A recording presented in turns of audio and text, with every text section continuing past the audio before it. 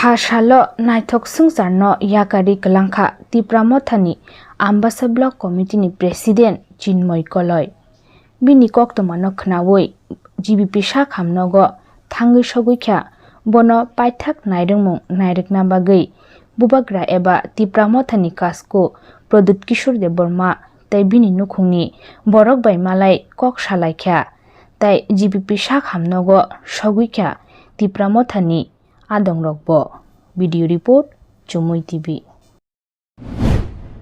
जी सवेरे विजय ब्राह्मण ने कहा था कि इनको शायद जॉन्डिस या मलेरिया हुआ है, उसके बाद हेपेटाइटिस बी लिवर डैमेज हुआ था। तो ये 10,323 से था। हमारे तिपरामोथा का ब्लॉक प्रेसिडेंट था अम्बासा में, और जब मुझे खबर मिला इनका ध्यान का तो मैं यहाँ में आया, इनको हेल्प किया है, फैमिली को हेल्प किया है। इस समय मैं सिर्फ उनकी पूरे फैमिली को अपना तरफ से उनको दुख प्रकट करना चाहता हूँ और बोलना चाहता हूँ कि इनका कंट्रीब्यूशन हम लोग नहीं भूलेंगे। इन्होंने तिपरामोथा के लिए, अपने दफा के लिए बहुत काम किया था और इनके ख़राब समय में मैं इनके साथ हूँ।